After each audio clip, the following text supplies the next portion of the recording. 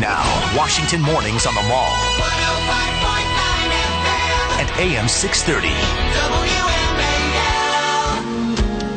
Governor, we have actually produced more oil. No. How much did you cut licenses and permits on federal land and federal waters? Governor Romney, here's what we did. There were a whole bunch of oil companies. No, I had a question, and the question was, how much did you cut them? Well, now that's a sort of a sense of how it was going last night at times as these two alpha males clashed on the stage there in New York.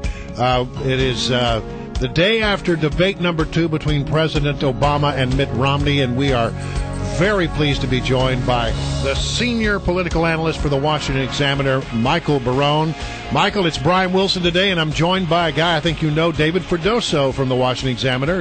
He's the editorial page editor at the Washington Examiner. How are you, Michael? Well, I'm well. I told him I wouldn't do anything with David, but they said you got to do it. So. All right, so a lot of squabbling. Let me just start off by asking you this sort of basic question. I noticed that when I'm watching that dial graph on CNN, and when the squabbling would start, no matter who started it or who was squabbling, you would notice that they would just plunge to the bottom. That people, at least the undecided voters who were on those dials that CNN had up on the screen, they didn't like it when they squabbled. How does that help a candidate one way or the other? Well, I think it helps a candidate if they make a point, and I think they have to establish a sense of command. I mean, one of the things that stood out about that first debate on October 3rd was that, there wasn't two lions out there. There was a lion and a lamb, and the lamb got eaten. It was, Barack Obama was relatively passive, downcast and dejected, was not really engaged, and that was a huge victory for Mitt Romney. I compared it to the Battle of Little Bighorn. It seems to me that this one was more like one of those battles in the Civil War, and I'm not enough of a Civil War buff to be sure, but I think like the Battle of the Wilderness, they batter each other for a long time. My recollection, and perhaps David knows more about this than I do, after the Battle of the Wilderness, the Union Army continued to plunge forward, even though it had taken some casualties, and I think I think Mitt Romney succeeded in not having the trajectory of the race changed by Barack Obama, even though Obama obviously put in a much better performance than in the first debate. Well, I'm not a Civil War buff, Michael, but I wanted to ask you about one of the tactics that Romney engaged in that struck me as I just want to see what your opinion of this was. Romney, on several occasions, including the clip that we led off with here, tried to use the Socratic method and get Obama to answer questions. And when you talk about having a sense of command or commanding the stage, it struck me that Romney was just inviting Obama to take over from him.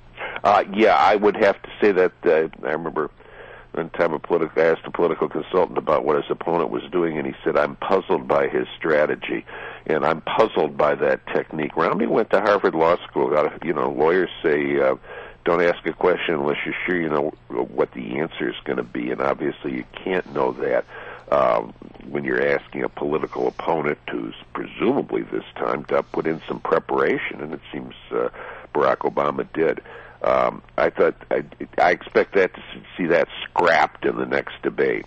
So you say that you don't think the trajectory has changed, that maybe are you among those who believe that Barack Obama won this debate by a slight margin?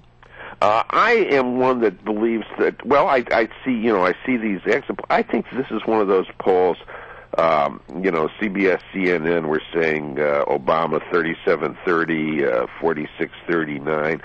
When they asked the question of those same people about the economy, huge margins for Romney.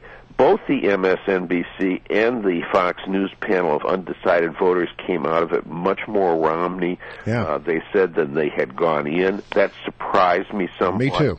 I initially wrote this up on our Washington Examiner Beltway Confidential thing is one of those debates where the Republican voters think the Republican won and the Democratic voters think the Democrat won.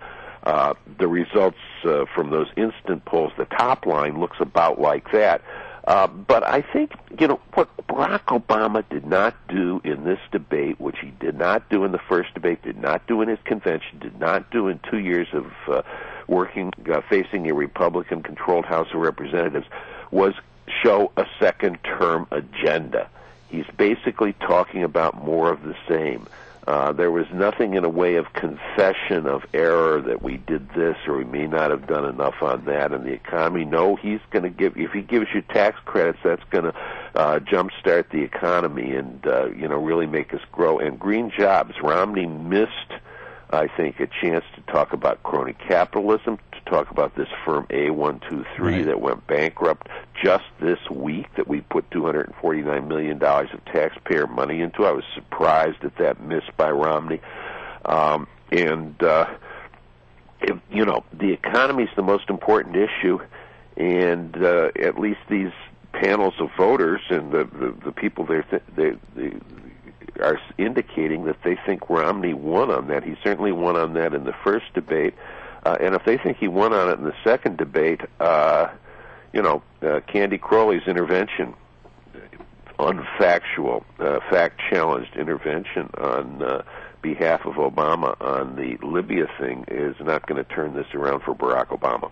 Michael, when you talk about a second-term agenda, President Obama has repeatedly talked about this election as something that could break the logjam. For that to happen, though, Democrats would probably have to get control of the House or come very close. What do you see the odds of that happening here? Well, if you look at the lists of seats, safe Democratic, safe Republican, up for grabs and so forth, toss-ups, that Charlie Cook and Stuart Rothenberg, who do pretty definitive work on this, have got, there aren't very many in the toss-up category, and there aren't really enough to turn it over to the Democrats. So even though the generic vote in public opinion polls is about even, I think that favors a Republican House both on the basis of district-by-district analysis and on the basis of the fact that the current districting setup tends to favor the Republicans primarily not because of gerrymandering, though that helps them on the margin, but because prevailing interpretation of the Voting Rights Act that says that you have to maximize the number of majority-minority districts. That means basically that you pack black voters all into one district and they're not in the adjacent district casting Democratic votes, so those districts are more likely to be Republican. That has an effect all around the country in multiple metro areas and tends to mean that, we get in 08, there were 28 districts where Barack Obama got over 80% of the vote. There were no districts where John McCain got over 80% of the vote. Republican votes are more spread around among the congressional districts. Well, Michael Barone, always a pleasure to have you, senior political analyst for the Washington Examiner. Thanks for joining us. Always good to be with you. Thanks.